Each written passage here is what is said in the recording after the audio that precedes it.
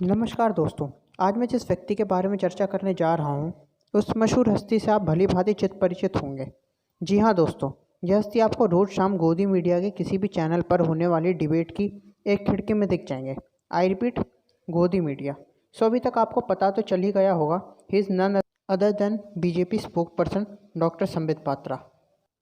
According to Google, he is also a doctor. He has pursued MBBS from VSS Medical Science College. He was also former medical officer at Hindu Rao Hospital. So doctor हैं, वो भी MBBS doctor. सो इन्हें maths और science की अच्छी knowledge होगी। Obviously simple सी बात है। या 5 ट्रिलियन में कितने जीरो होते हैं बताना? बताओ ना। बताता नहीं, बताओ ना आज दर्शकों। बताता आप बैठो, बता दो। आप 5 ट्रिलियन की बात कर रहे हो, बताओ 5 ट्रिलियन में कितने? बताता आप सुनो। आज बताओ एबीपी न्यूज के दर्शकों को संबित पात्रा जी का ज्ञान, 5 ट्रिलियन में कितने जीरो होते हैं? चलिए, आपने सवाल पूछा ना, आपने सवाल पूछा, जवाब देता हूँ। मैं जवाब देता हूँ। देख लेना, मैं जवाब देता हूँ। 5 ट्रिलियन में कितने जीरो होते हैं मैं जवाब दूँ। पहले ये राहुल गांधी से पूछ के आओ मेरे भाई, देखिए कितने जीरो होते हैं। ये देख लिया आपने। मैंने इनसे इनका ज्ञान आपने देखा, इनका ज्ञान देख लिया आपने। 5 ट्रिलियन जीरो नहीं पता है 5 ट्रिलियन में कितने होते हैं? बता दे तो मेरा चैलेंज है इनको आज। 5 ट्रिलियन में कितने? चलिए आप ही बता दीजिए, आप ही बता दीजिए। 12 10 टू द पावर 12 होते हैं। 10 टू द पावर 12। क्या फ़र्क पड़ता है, इन्हें नहीं पता कि ट्रिलियन में कितने ज़ीरो होते हैं। यार एडिटर भाई, पागल वागल है क्या तू? चैनल थोड़ी बंद करवाना, मुझे कंट्रोवर्सी थोड़ी करनी है। अरे यार, इन्हें बहुत रिसर्च किया, बहुत नॉलेजेबल रिसर्च भी रहे हैं, वो चीज़ देखो ना यार तुम। छोड़ो, बात ख़त्म। नहीं पता इन्हें कितने ज़ीरो होते हैं। एक गाय का गोबर जो होता है वो कोहिनूर हीरे से भी ज्यादा महंगा होता है।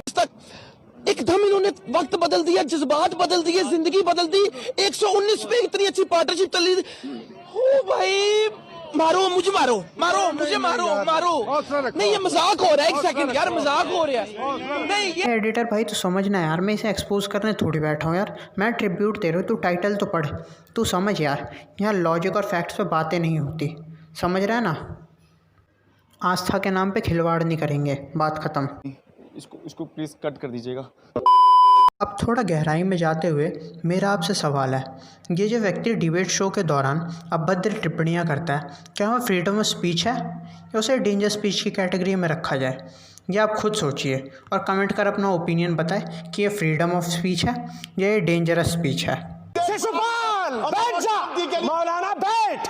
मौलाना राम के लिए मुंह मत खोला। आसाराम पर तो बात करनी पड़ेगी। असली हिंदू हो तो बताओ मेरे तरह कि राम मंदिर। मौलाना बैठ। नहीं, पीठ दिखाओ अपने मुंह का। कहाँ सूखा पान खा के 500 रुपए का पान खाता है मौलाना। हम सब जानते हैं लोकसभा का चुनाव हर 5 साल में एक बार होता है तथा प्रत्यक्ष तथा अप्रत्यक्ष रूप से जनता के पास अपना प्रधानमंत्री बदलने का अधिकार होता है।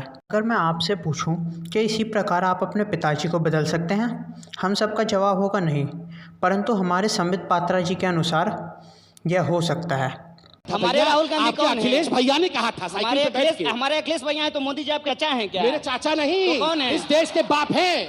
देश के बाप नहीं है, आपके बाप होंगे। आपको ओएनजीसी का डायरेक्टर अनुसार मोदी जी हमारे पिताजी हैं और हर 5 साल के बाद उन्हें वोट देके चुन सकते हैं या उन्हें बदल सकते हैं। वाह पात्रा वाह, huge respect to your facts and logics. अगर मैं ऐसी टिप्पणियों को एक्सपोज करने लगा तो पक्की बात है संबित पात्रा जी के ऊपर 3 घंटे की एक बायोपिक बन जाएगी जो ब्लॉकबस्टर जाएगी। आजकल सोशल मीडिया तथा व्हाट्सएप यूनिवर्सिटी पर झूठ का प्रचार प्रसार इतना आसान हो गया है। आइए देखते हैं। इस साल फरवरी में पात्रा जी ने एक आईएनसी के पूर्व विधायक नसीम खान जी का पाकिस्तान जिंदाबाद के नारे लगाते हुए फेक वीडियो ट्वीट किया, जिसके बाद नसीम खान जी ने पुलिस कंप्लेन की तथा तहकीकात के दौरान पात्रा जी गलत साबित हुए, परंतु महोदय ने इसके लिए कभी माफ़ी नहीं मांगी। कॉन्फिडेंस गिर जाता है भाई साहब। ये नई बात नहीं है। ठीक इसी तरह मई 2020 में एक NCR फाइल हुई थी पात्रा जी के अगेंस्ट, क्योंकि उन्होंने नेहरू तथा राजीव गांधी पर बेबुनियाद लांछन लगाए थे। उस जांच के दौरान भी संबित पात्रा जी गलत साबित हुए। पात्रा जी, एक बार लांछन लगाने से पहले फैक्ट चेक तो कर लिया कीजिए, मेरा निवेदन है आपसे, नूब कहीं के। वीडियो की स्क्रिप्ट पर रिसर्च करते टाइम मैंने ऐसे 20 से 22 आर्टिकल पढ़े जिसमें पात्रा जी ने बिना फैक्ट चेक किए दूसरी पार्टी तथा लोगों को डिफेम करने की कोशिश की तथा गलत साबित हुए। लेकिन मुझे 3 घंटे की बायोपिक थोड़ी बनानी है, इसलिए वो छोड़ के आगे बढ़ते हैं। पात्रा जी, आपको बुरा तो नहीं लगा? कहीं अब आप कुछ बोले ना मुझे। नहीं, मैं ऐसा कुछ नहीं कहूंगा। मैं कहूंगा ओए होए ओए ओए होए होए। इतना फिर उत्तेजित हो गया, या तो गाना सुना दे फिर। अंदर से कोई बाहर न आ सके, बाहर से कोई अंदर न जा सके। सोचो कभी ऐसा हो तो क्या हो, हम तुम एक कमरे में बंद हो और चाबी खो जाए। चलो अच्छा है, पात्रा जी को बुरा नहीं लगा, नहीं तो ये मुझे पाकिस्तानी, मौलाना, देशद्रोही आदि ऐसे शब्दों से सम्मानित करते। कोटि प्रणाम तथा धन्यवाद मुझे क्षमा करने के लिए तथा बुरा ना मानने के लिए। मेरा यह वीडियो बनाने का उद्देश्य जनता को जागरूक करना है कि व्हाट्सएप यूनिवर्सिटी की खबरों तथा चाय की दुकान वाली खबरों पर विश्वास न कीजिए तथा हर मुद्दे की तह तक जाकर सही व गलत का पता लगाकर एक तर्कशील भारतीय जिम्मेदार नागरिक बने। जैसा कि हम सभी जानते हैं तथा हमने अध्ययन भी किया है कि मीडिया को लोकतंत्र का चौथा खंभा कहा जाता है, जिसका कार्य होता है जनता तक सच लाना तथा उन्हें जागरूक करना। वह सरकार से प्रश्न करके जनता के प्रति जवाबदेहिता सुनिश्चित करना, जिससे सत्ता पक्ष निरंकुश ना हो तथा भारतीय लोकतंत्र और भी ज़्यादा मजबूत हो। परंतु भारतीय मीडिया से सो कॉल्ड मीडिया जिससे का कार्य केवल सरकार की सुरक्षा करना है, जिससे जनता की समस्या उजागर करने की बात नहीं की जाती तथा जनहित की बात नहीं की जाती। और जब इनसे कुछ सवाल पूछे जाते हैं, जीडीपी कम क्यों है, बेरोज़गारी इतनी क्यों है, पर पर्सन परचेजिंग पैरिटी इतनी कम क्यों है, इस मंदी से कैसे निपटा जा सकता है, तो सत्ता पक्ष का जवाब केवल राहुल गांधी, सोनिया गांधी, जवाहरलाल नेहरू, महात्मा गांधी पर आके ख़त्म हो जाता है। इससे आगे बढ़ते ही नहीं हैं। इसी के दूसरी तरफ रवीश कुमार, अभिसार शर्मा, आकाश बनर्जी जैसे पत्रकार हैं जिन्होंने पत्रकारिता की आत्मा को अभी तक संजोए रखा है, जो निष्पक्ष रूप से स्वतंत्र पत्रकारिता करते हैं तथा भारतीय लोकतंत्र मजबूत करने में अहम भूमिका निभाते हैं।